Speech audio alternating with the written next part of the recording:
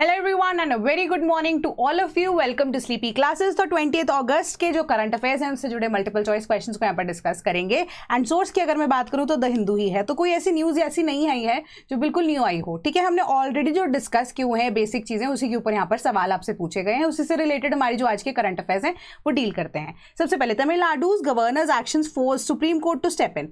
तो यहाँ पर सबसे पहली बात आती है हमारी जो 8 अप्रैल वाली जजमेंट है, जिसके अकॉर्डिंगली ये चीज़ बोली गई थी कि जो अब प्रेसिडेंट हैं या इवन के जो गवर्नर ऑफ द स्टेट है with in a limited time frame, ठीक है, उनको यहां पर बिल को असेंट या तो दे देना चाहिए, उसको मना कर देना चाहिए, है ना। तो यहां पर अब जो डिसीजन है उसके अकॉर्डिंगली जो सुप्रीम कोर्ट है उन्होंने ये चीज बोली है कि आर्टिकल 143 के रिगार्डिंग जो कॉन्स्टिट्यूशन ऑफ इंडिया का है, जिसके अकॉर्डिंगली प्रेसिडेंट ने अपना एक तरह से रेफरेंस इन्वोक किया था, जिसके अकॉर्डिंगली उन्होंने सुप्रीम कोर्ट की यहां पर एड एंड एडवाइस को मांगा था, है ना। तो उसके बेसिस पे सुप्रीम कोर्ट ने यहाँ पर यही चीज बोली कि जो भी ऐसा मुद्दा आता है विद रिस्पेक्ट टू गवर्नर या प्रेसिडेंट ऑफ इंडिया, जब वो विदहोल्ड करते हैं असेंट, उसके ऊपर यहाँ पर हम किसी भी तरह का कमेंट नहीं करना चाहते। पहली चीज कि जो भी एक्स्ट्रा यहाँ पर आपको टाइम फ्रेम वाली बात की गई है, it was just a recommendation, उसको मानना ना मानना आपके ऊपर है।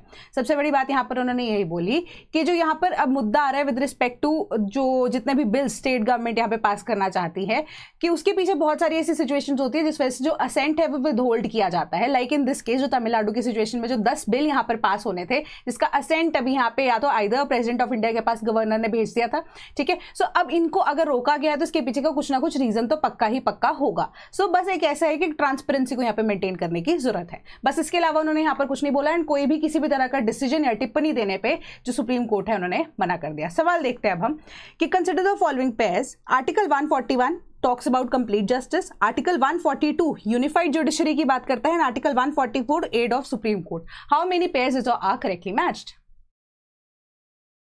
तो इसका करेक्ट आंसर हमारे पास क्या आता है? Option number A, only 1। ठीक है, जो आर्टिकल 144 है वो बोलता है कि बाकी जितने भी सबऑर्डिनेट कोर्ट्स है, सिविल जज हो गए या सिविल अथॉरिटीज, जुडिशियल अथॉरिटीज होगी, वो एड ऑफ सुप्रीम कोर्ट यहाँ पर उनको एड प्रोवाइड करेंगे जब भी रिक्वायर्ड होगी। आर्टिकल 141 हमें बोलता है कि जो सुप्रीम कोर्ट का डिसीजन होगा बाइंडिंग ऑन ऑल कोर्ट्स होगा।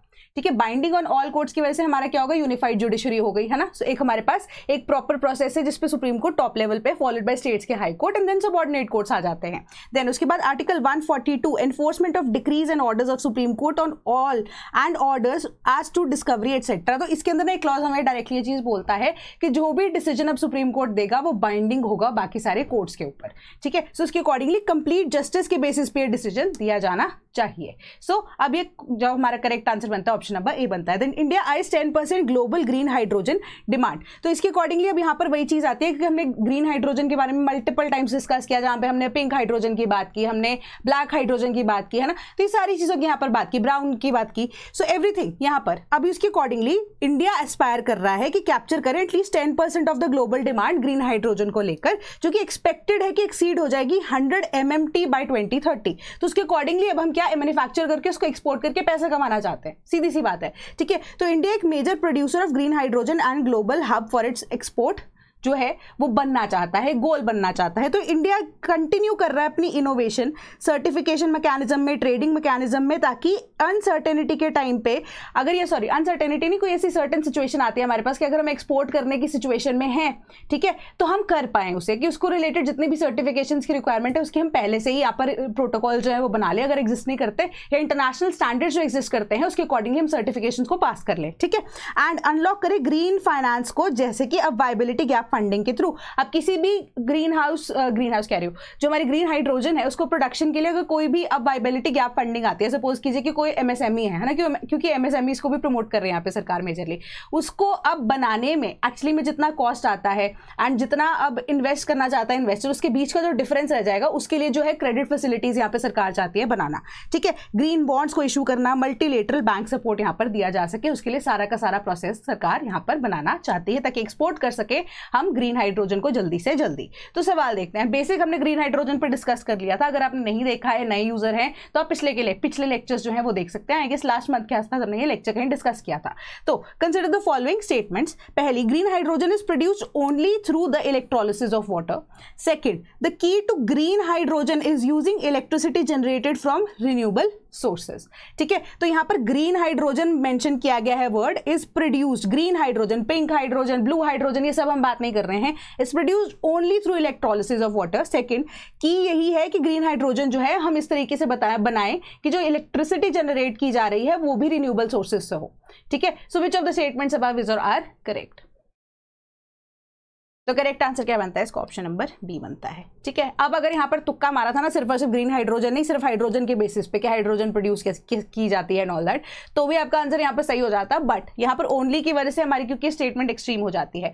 क्यों? क्योंकि अब हमारे पास इलेक्ट्रोलिसिस जो है वो हाइड्रोजन यानी कि वाटर से हम हाइड्रोजन एंड ऑक्सीजन तो यहाँ पर अलग कर ही रहे हैं, बट हमारे पास बायोमास गैसिफिकेशन का एक प्रोसेस होता है जिसमें सिन गैस की प्रोडक्शन होती है। जैसे कि बायोमास जो कि वुड चिप्स, एग्रीकल्चरल रेजिड्यूज, इन सबको यहाँ पर इकट्ठा किया जाता है एंड इनको एक कंट्रोल्ड एनवायरमेंट में with limited supply of oxygen heat up किया जाता है, मतलब स्टीम के थ्रू इनको पास कराया जाता है, तो सिन गैस की प्रोडक्शन होती है। तो प्रोसेस को हम बोलते हैं बायोमास गैसिफिकेशन, जिससे क्या होता है जो बायोमास है वो एक गैसियस मिक्सचर जिसको हम सिन गैस बोलते हैं उसमें मतलब एक तरह से बाय प्रोडक्ट होता है वो, जो कि प्राइमरीली अब hydrogen, carbon monoxide and carbon dioxide को कंटेन करता है।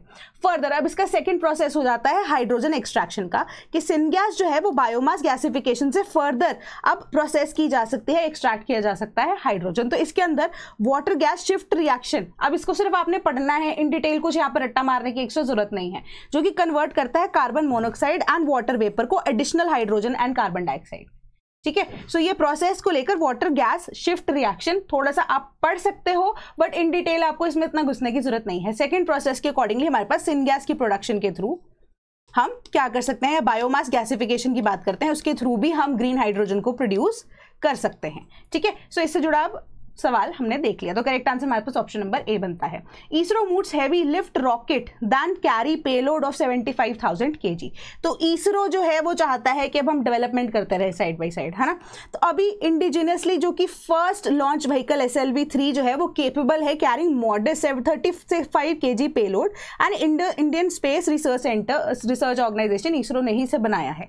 बट अब वो चाहते हैं कि हम एक बड़ा लीप यहाँ पर लें कि हम ऐसा हैवी लिफ्ट रॉकेट बना सके जो 75,000 पेलोड स्पेस में लेकर जा सके, ठीक है। एंड ये 40 स्टोरी बिल्डिंग जितना रॉकेट का हाइट होगा अगर वो बनता है तो। सो अब आने वाले टाइम में गगनयान की बात की जा रही है जो कि फर्स्ट अनमैन्ड मिशन है, ठीक है। उसकी डेवलपमेंट से पहले जो इसरो है वो ये चाहता है कि हम इसे बना लें, ठीक है, एंड ये रीयूजेबल भी हो मेजरली अगर हो पाए तो चंद्रयान 4 जो है उसके लिए भी अप्रूवल यहाँ पर मिल गई है। डिटेल्स जैसे ही आएंगी मैं आपको बताऊंगी। अंडर भारतीय अंतरिक्ष स्टेशन जो कि अब चाहते हैं कि खुद का अपना स्पेस स्टेशन चाहता है भारत बाय 2035 माना जा रहा है कि वो भी पॉसिबल हो जाएगा एंड इसके ऊपर काम जो है 2027 से शुरू किया जाएगा। एंड मून रिटर्न सेफ्टी के लिए भी इंडियंस जो हैं they can easily go, astronauts easily जा सकते हैं एंड कैन रिटर्न सेफली, ऐसा कुछ मिशन चाहते हैं। एक वीनस ऑर्बिटर मिशन जो है उसको भी अप्रूवल मिल गई है यहाँ पर वीनस के एटमॉस्फेयर को स्टडी करने के लिए, वीनस प्लैनेट को स्टडी करने के लिए। Heavy lift next generation launch vehicle with recoverable first stage, ठीक है। ये चीज अब इसरो यहाँ पर प्लान कर रही है। तो अब उसके रिगार्डिंग सवाल क्या है, consider the following. Gaganyaan is a 3-day mission. Second, launch vehicle mark M3 जिसको हम LVM-3 भी बोलते हैं is a 2-stage rocket. Which of the statements above is और आर करेक्ट? करेक्ट आंसर है अगेन इसका ऑप्शन नंबर ए, ठीक है। कि हमारा जो गगनयान मिशन है ना, पहले अनमैन्ड तरीके से हमारे पास जो व्योमिका है, ठीक है, व्योमिका क्या है, हमारी एक रोबोट है, पहले उसको यहाँ पर लेके जाया जाएगा, ठीक है। फिर अनमैन्ड मिशन के बाद हम मैन्ड मिशन की तरफ जाएंगे। तो 3 दिन का ये गगनयान का मिशन होगा जो 400 kilometre that is low earth orbit में 3 दिन तक घूमेगा एंड सेफली इंडिया पे रिटर्न करेगा या अर्थ पे रिटर्न करेगा, वाटर के सर्फेस पे रिटर्न करेगा, ठीक है। अब हम बात कर रहे हैं लॉन्च व्हीकल MK3 LVM-3 जिसको हम बोलते हैं, जिसको GSLV Mark 3 के नाम से भी जाना जाता है। एक 3-stage रॉकेट है, ठीक है। पहले स्टेज में हमारे पास होता है फ्यूल बूस्टर्स, ठीक है। सेकेंड स्टेज में है लिक्विड फ्यूल, देन तीसरे स्टेज में हमारे पास CE-20 इंडिजिनियस क्रायोजेनिक इंजन जो कि liquid hydrogen and liquid oxygen को as a fuel oxidiser use करता है, ठीक है। सो उसके अकॉर्डिंगली हमारे पास गगनयान की डिटेल्स अभी तक अवेलेबल हैं। Then bill allowing lease holders to mine rare minerals past. तो अब बहुत सारे बिल्स की यहाँ पर हम बात करने वाले हैं। तो mines and minerals development and regulations amendment bill जो है वो प्रेजेंट किया गया, ठीक है। उसके अकॉर्डिंगली अब यहाँ पर जो यूनियन गवर्नमेंट है वो चाहती है कि डेवलप कर सके हम मार्केट ऐसी जिसमें क्रिटिकल अर्थ मेटल्स या क्रिटिकल मिनरल्स जो है आइडेंटिफाई किए गए हैं। वैसे ओवरऑल तो 30 मिनरल्स यहाँ पे आइडेंटिफाई किए हैं कि उसमें से जो 24 क्रिटिकल स्ट्रेटेजिक मिनरल्स है ना हमारे पास, उनकी भी एक्सट्रैक्शन जो है ईजी हो सके। पहले उसके ऊपर यहाँ पर मनाही थी, रोक लगी गई थी, ठीक है, इन्वायरमेंटल कॉजेज की वजह से या वॉट एवर। अब सरकार चाहती है कि हम उसे उसे माइन करना चाहें। तो अब लीज होल्डर्स जो हैं, जो ऑलरेडी माइनिंग के बिजनेस के अंदर है, सरकार चाहती है कि वो इजीली यहाँ पे एक्सट्रैक्ट कर सके, उनको एक्स्ट्रा यहाँ पर जो रॉयल्टी है वो भी देने की जरूरत नहीं है, ठीक है, कि ट्रेड भी कर सकते हैं मिनरल्स का, and it forms through the mineral exchanges, mineral exchanges के थ्रू उनको यहाँ पर एक्सचेंज भी किया जा सके या बेचा भी जा सके। तो ये एम्पावर करती है माइनिंग लीज होल्डर्स को, वो ऐड करे रेयर मिनरल्स को जैसे कि lithium, cobalt and nickel to their existing operations without paying additional royalty. तो जो बिल है वो अमेंड करता है ओरिजिनल एक्ट ऑफ 1957। तो अब यहाँ पर एक्स्ट्रा आपको इन्फॉर्मेशन ये दी गई है कि आइडेंटिफाई किए 24 क्रिटिकल मिनरल्स को सेंट्रल गवर्नमेंट ने, एंड लॉन्च किया नेशनल क्रिटिकल मिनरल मिशन, जो कि हम ऑलरेडी पहले भी लेक्चर्स में डिस्कस कर चुके हैं, एंड इसका बजट आउटले था 34,000 करोड़ रुपीस, ताकि domestic production including offshore areas also, वहां से हम क्रिटिकल मिनरल्स को एक्सट्रैक्ट कर सकें। कॉन्टेक्स्ट इसका क्या बनता है, जब हम ईवीज के बारे में रिपीटेडली डिस्कस कर रहे थे, रेयर अर्थ मैग्नेट्स के बारे में कंटिन्यूसली डिस्कस कर रहे थे, तब हमने यहाँ पे इन डिटेल इसके बारे में भी पढ़ा था। तो जो नेशनल मिशन एक्सप्लोरेशन ट्रस्ट है, उसका नाम अब चेंज करके national mineral exploration and development trust कर दिया गया है। एग्जैक्ट आपको यही चीजें पढ़नी है, बाकी यहाँ पर जो एक्स्ट्रा की फालतू चीजें हैं ना, वो पढ़ने की जरूरत नहीं है, ठीक है। तो अब इससे जुड़ा सवाल देखते हैं कि which among the following is not India's climate commitment as per critical mineral mission, जो लॉन्च किया गया है, ठीक है। पहली बात, to reduce emissions intensity of its GDP by 45% by 2030 from 2005 level. Second, 50% cumulative electronic power installed capacity from non fossil fuel based energy resources by 2030। तीसरा है net zero emissions by 2070। D, none of the above.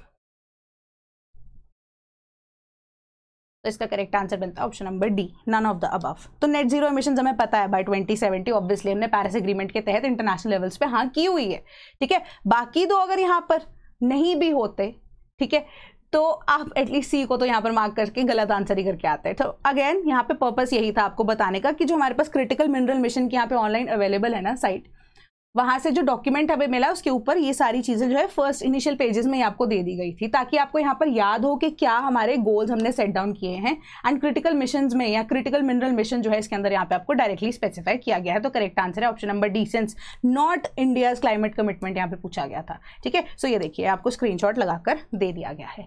Then next, home minister to introduce 3 bills for removal of PM CM ministers held on serious criminal charges. So यहाँ पर ना बोला गया है कि अभी तक ऐसा कोई बिल नहीं होता, क्योंकि हमारे पास अब इम्यूनिटी होती है, जितने भी पार्लियामेंट्री प्रिविलेजेस हैं यहाँ पर PM के पास भी है, CM के पास भी है, मिनिस्टर्स के पास भी है, मेंबर पार्लियामेंट्स के पास भी है, लेजिस्लेटिव असेंबलीज में भी वो इम्यूनिटी एक तरह से होती है कि आपको अरेस्ट नहीं किया जा सकता है ना, सिंस क्योंकि आप इतने बड़े ओहदे पे बैठे हो।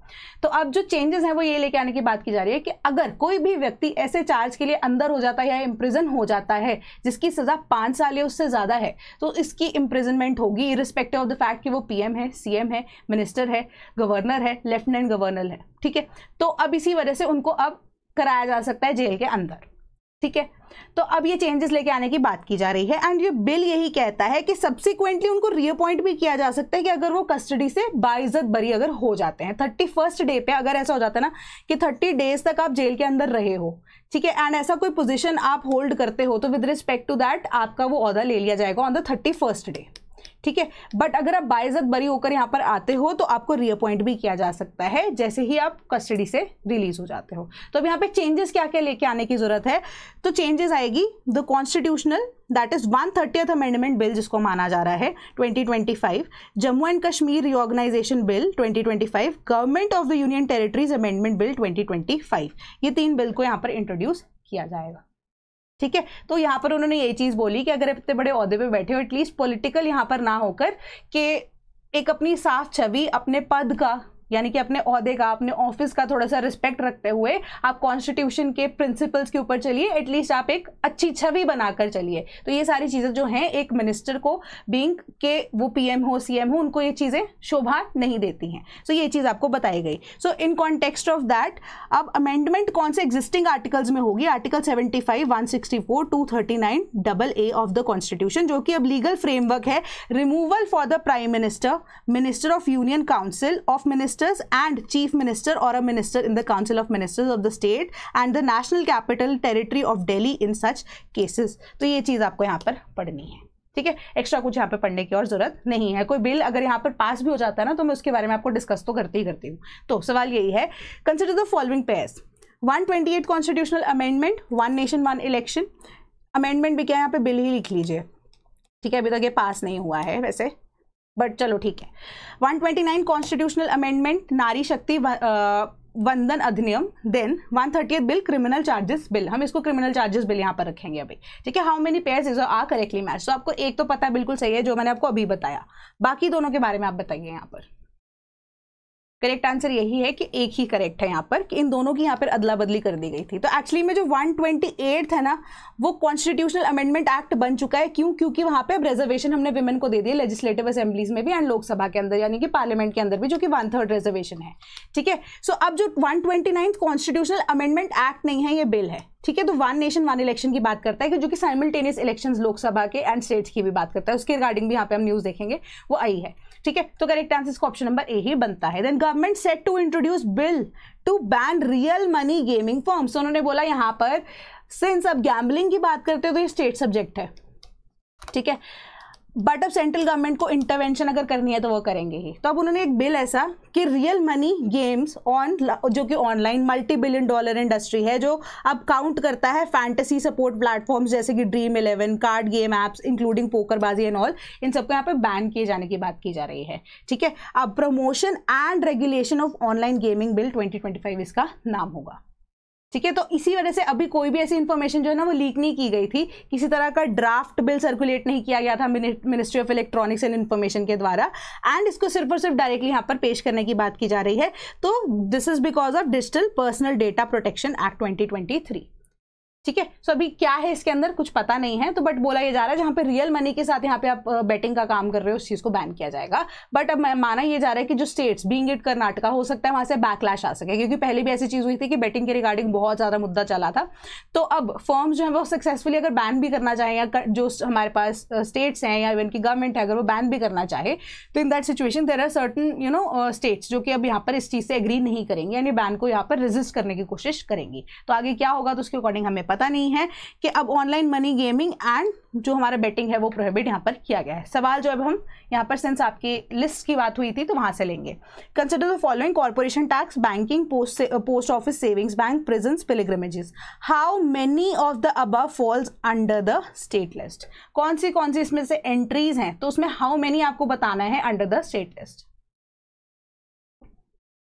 तो इसका करेक्ट आंसर है हमारे पास ऑप्शन नंबर ए, ओनली 2। तो हम प्रिजन्स एंड पिलग्रिमेजेस की बात करते हैं, पिलग्रिमेजेस स्पेसिफिकली जो कि अब यहाँ पर इंडिया के अंडर आते हैं, तो वो स्टेट गवर्नमेंट के अंदर आएंगे। प्रिजन्स जो है वो स्टेट गवर्नमेंट के अंडर आते हैं। ये तो बिल्कुल सिंपल सा सवाल था, कुछ इतना ज़्यादा यहाँ पर नहीं था। Corporation tax, banking, postal services, savings bank की रिगार्डिंग पोस्ट ऑफिस के, तो वो सारा का सारा सेंट्रल गवर्नमेंट यहाँ पर जो देखती है, ओवरसी करती है, तभी तो उसके रिगार्डिंग जो है अब कोई भी अगर हम बोलते हैं कि अमेंडमेंट आनी होती है, कुछ भी होता है, तो अब सेंट्रल लेवल पे ही बात होती है उसको लेकर, है ना। बैंकिंग को लेकर भी चेंजेस आए, देन पोस्ट ऑफिसेज को लेकर भी हमने देखा कि चेंजेस आए थे लास्ट ईयर में बैंक्स को लेकर, है ना। And corporation tax, obviously corporation tax जो है वो एक तरह का रूल जो है वो सभी के लिए ऑल ओवर इंडिया एप्लीकेबल रहेगा with respect to different corporations. तो अब सेंट्रल गवर्नमेंट के लिए रिलेटेड ही है यहाँ पर। तो हमारे पास ये यूनियन लिस्ट में आते हैं, स्टेट लिस्ट के अंदर हमारे प्रिजन्स एंड पिलग्रिमेजेस आते हैं। सिंपल सा क्वेश्चन था, आप ये कर सकते थे, ठीक है। ऐसे नहीं कि रट्टा लगाने की जरूरत है, थोड़ा सा यहाँ पे लॉजिक अप्लाई करते तो आंसर आ जाता। Option number A correct answer है।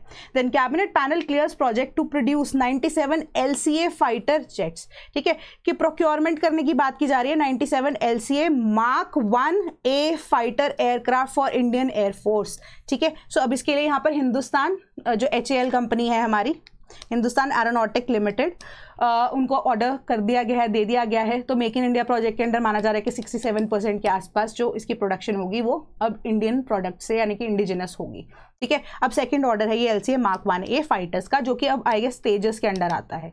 तेजस के अंडर इसके 3 यहाँ पे वेरिएंट्स है, 1A एंड समथिंग एक और है, ठीक है, मुझे उसका आइडिया नहीं है, तो मैं आपको गलत इन्फॉर्मेशन यहाँ पे दे दूँ, वो अच्छी बात नहीं है। तो अब यहीं पे अगर हम हिंदुस्तान एरोनॉटिक्स लिमिटेड की बात करें तो इनका सबसे पहला जो यहाँ पे ऐसा प्रोड्यूस किया हुआ कह सकते हो फाइटर जेट था, दैट वाज मारुत, ठीक है। तो इसके बारे में थोड़ा सा आप आइडिया ले सकते हो, बट न्यूज़ में सेंस इतना है नहीं क्योंकि पुरानी बात हो गई अब, तो हम तेजस के बारे में बात करेंगे, ठीक है। सो अब यहाँ पर हमारे पास एक्स्ट्रा एडिशनल जो इन्फॉर्मेशन यही है कि poll bill gives election commission unfettered discretion.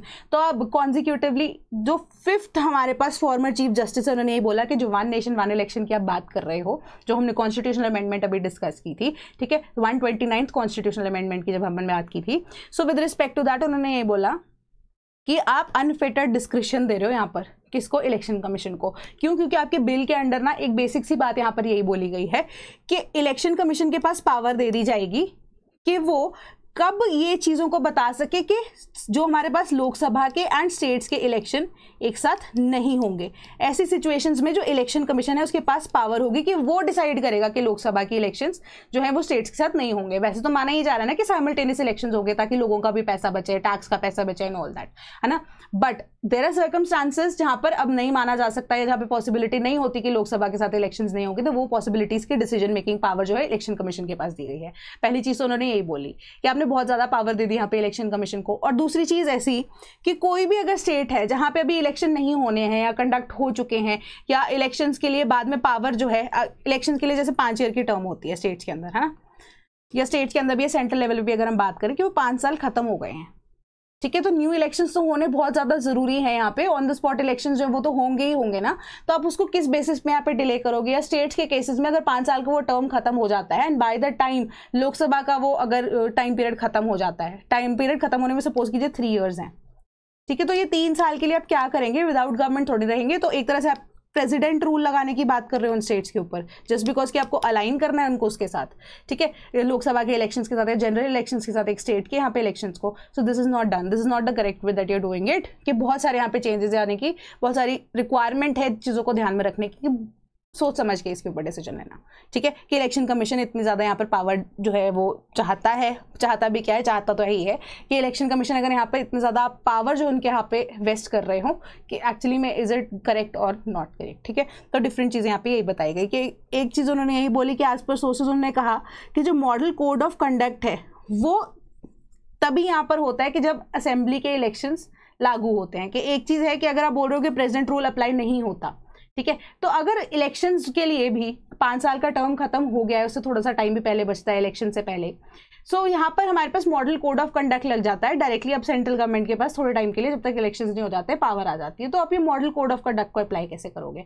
सो बहुत सारी चीज़ों पर उन्होंने यहाँ पर सवाल उठाया कि जो चीज़ों को के ऊपर भी वर्क अपॉन करने की जरूरत है। Then private sector share in defence production increases to 22.5% की सेकेंड हाइएस्ट, या फिर आप एक तरह से कह सकते हो कि आफ्टर 2016 अगर हम देखें जब 19% था ये, तो अभी उसके 2016-17 के बाद हम देख रहे हैं कि 22.5% जो है वो अब डिफेंस के ऊपर खर्चा कर रही है प्राइवेट फर्म्स, ठीक है। सो अब ये सेकंड हाईएस्ट पोजीशन, या आप कह सकते हो कि सेकंड ऐसा इंस्टेंस आया है कि एटलीस्ट वो 15% जो ऊपर वाला मार्क जो है हमने क्रॉस किया है। तो मतलब अभी तक हाईएस्ट जो है इन्वेस्टमेंट वो प्राइवेट सेक्टर की डिफेंस सेक्टर के अंडर यहाँ पर हो रही है। तो ये आपको बजट की इन्फॉर्मेशन दे दी गई थी with respect to defence. And उसी के रिगार्डिंग आपके पास यहाँ पे लाइट रीडिंग के लिए है कि लाइट रीडिंग के हिसाब से action plan needed to distribute industries evenly across states, कि कैसे हमें जो स्टेट्स के अंदर यहाँ पर इंडस्ट्री की डेवलपमेंट करनी है, तो उसके लिए रिगार्डिंग पॉलिसी को डेवलप करने की बात की जा रही है। अब ये आएगी मजेदार न्यूज़, ठीक है, कि India China have chance to reset ties after recent setbacks says Chinese finance minister. तो ये आज ही के पेपर में दोनों न्यूज़ आई थी, ठीक है। तो एक तो ये न्यूज़ आती है, दूसरी चीज़ no change in Taiwan policy says India after China read out. तो ये बिल्कुल ऑपोजिट से यहाँ पे न्यूज़पेपर में काम कर रहे हैं। तो एक बार इसको भी पढ़ लेना, मज़ेदार चीज़ है कि चाइना कुछ तो ढील की बात कर रहे हैं, हम ताइवान पॉलिसी पे पहुंच गए। यहाँ पर हम ताइवान के लिए बोल रहे हैं कि हम अपनी पॉलिसी में चेंज नहीं करेंगे। व्हाट इज गोइंग ऑन, है ना, कि चल क्या रहा है, ठीक है। So in case if you preparing for UPSC we have an ongoing batch, जिसका लिंक आपको डिस्क्रिप्शन बॉक्स में मिल जाएगा। कोर्स को आप चेकआउट कर सकते हैं। तो कोई भी डाउट होता है तो आप हमें कमेंट बॉक्स में या जो नंबर टोल फ्री दिया गया है उस पर बता सकते हैं, या आप sleepy.class@gmail.com पे रीच आउट कर सकते हैं। Same for the case of test series, कोई भी डाउट होता है तो मुझे प्लीज कमेंट सेक्शन में यहाँ पे बताना। That is all from my side today. Thank you so much.